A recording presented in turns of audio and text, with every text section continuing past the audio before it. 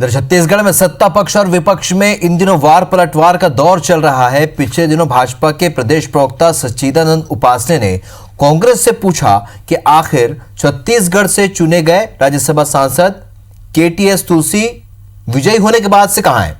इस पर कांग्रेस ने पलटवार करते हुए भाजपा से पूछा है कि बीते एक साल से उनके नवनिर्वाचित सांसद कहां हैं।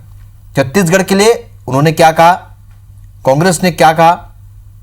कांग्रेस ने कहा कि भाजपा प्रवक्ता सच्चिदानंद उपासने को नवनिर्वाचित राज्यसभा सदस्य केटीएस तुलसी के बारे में पूछने से पहले छत्तीसगढ़ की जनता को बताना चाहिए कि इस कोरोना काल में रोजी रोजगार के गंभीर संकट से जूझ रहे गरीब, मजदूर, किसानों, महिलाओं और छात्रों के लिए भाजपा सांसदों ने क्या किया है। कांग्रेस ने कहा है कि राज्यसभा सदस्य केटीएस तुलसी ने कोरोना महामारी के उपचार कर रहे डॉक्टरों के लिए पीपीई किट और N95 मास्क और ग्लव्स की व्यवस्था की है। श्री केटीएस तुलसी निर्वाचित होकर दिल्ली गए हैं राज्यसभा में, लेकिन इन 5 महीनों के कार्यकाल में न तो उन्होंने कभी छत्तीसगढ़ की सुध ली, न छत्तीसगढ़ के इस दौर में जब कोरोना से छत्तीसगढ़ संघर्ष कर रहा है वैसे समय में भी छत्तीसगढ़ के प्रति एक सहानुभूति के शब्द भी उन्होंने वहाँ से व्यक्त नहीं किए। यहाँ का एक भी सांसद नरेंद्र मोदी जी के सामने अब बात बोलने में, अपनी आवाज खोलने में डरता है। कहीं उनकी नाराजगी का भय, उसकी नाराजगी का भय उनको सताता है, इस वजह से वो लोग नहीं बोल पाते। और ये बात करते हैं कि कांग्रेस पार्टी का जनप्रतिनिधि या कांग्रेस की लीडरशिप इस पर आगे आकर कोई बात नहीं कर रही है। निर्वाचित होकर चलिए, तो सांसद की गुमशुदगी को लेकर लगातार बयानबाजी का दौर जारी है और बीजेपी और कांग्रेस में लगातार आरोप प्रत्यारोप बयानबाजी चल रही है। और कुल मिलाकर जो केटीएस तुलसी जो कि राज्यसभा सांसद हैं, उनके गुमशुदगी की बात यहां पर बीजेपी कह रही है। संजय श्रीवास्तव हमारे साथ इस वक्त बीजेपी के प्रवक्ता हमारे साथ जुड़ रहे हैं। संजय जी, आपका स्वागत है IBS24 में। जो बयानबाजी का दौर शुरू हुआ है, बीजेपी के जो सांसद हैं, कांग्रेस के जो सांसद है केटीएस तुलसी राज्यसभा सदस्य, उनकी गुमशुदगी की बात आप कह रहे हैं।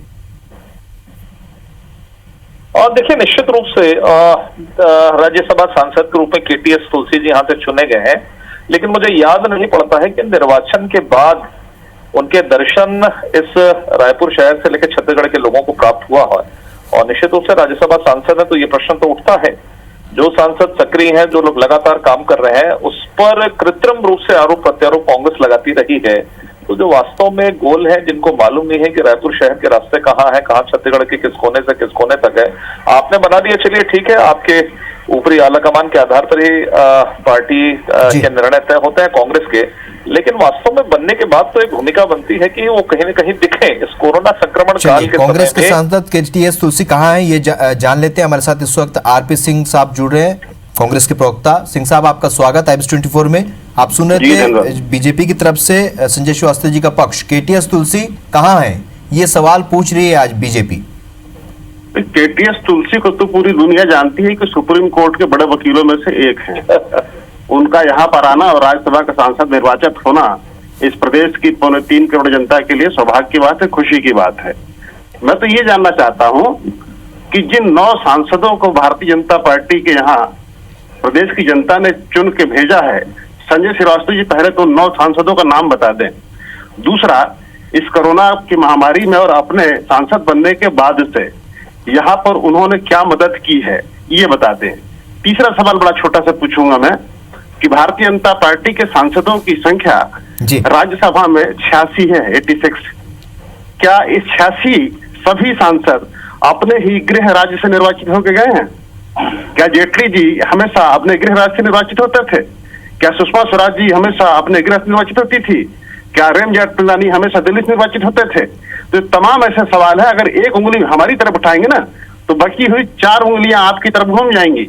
इसलिए ऐसे सवाल मत पूछिए, आप तो ये बस एक छोटा सा सवाल का जवाब दीजिए कि इस कोरोना के संक्रमण काल में 9 सांसद, उनका नाम बता दीजिए और लोगों ने क्या किया ये बता दीजिए। चलिए संजय जी, आपके एक सवाल के जवाब में 3 सवाल यहाँ पर आरपी सिंह। देखिए, यदि इस चैनल के पास में समय है तो मैं 9 नाम दे दूं, लेकिन आरपी सिंह से पहले पूछ लें, क्या यदि मैं 9 सांसदों के नाम बता दूं तो क्या केटीएस तुलसी जी अभी इस्तीफा दे देंगे सांसद से?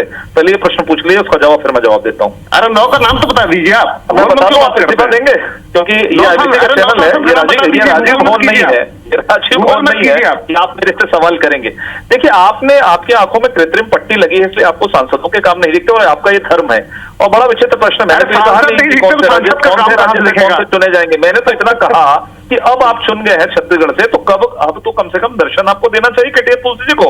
यदि सुप्रीम कोर्ट में ही प्रैक्टिस करना है, इससे अच्छा यदि इतने ही आप लोग यदि प्रसन्न है कांग्रेस को, तो राहुल गांधी को चुनवा देते हैं, या फिर सोनिया जी को, या फिर प्रियंका जी को। राहुल या सोनिया जी की चिंता मत कीजिए, आप थोड़ी बार की पार्टी के लोग हैं, थोड़ी बार की चिंता कीजिए, ठीक है? राहुल सोनिया जी की बात मत कीजिए। कांग्रेस का राज, ऐसा लगता है बहुत सारे ऐसे विषय हैं जिन इसका मतलब ये नहीं कि 3 करोड़ आप लोग जा रहे हैं, लेकिन उस वक्त जरूरत इस बात की समझने की है कि सांसद की जो गुमशुदगी की बात बीजेपी कह रही है, जो आरोप लगा रही है, उसके ऊपर से कांग्रेस भी पलटवार कर रही है। आप दोनों का मेरे साथ जुड़ने के लिए बहुत बहुत शुक्रिया।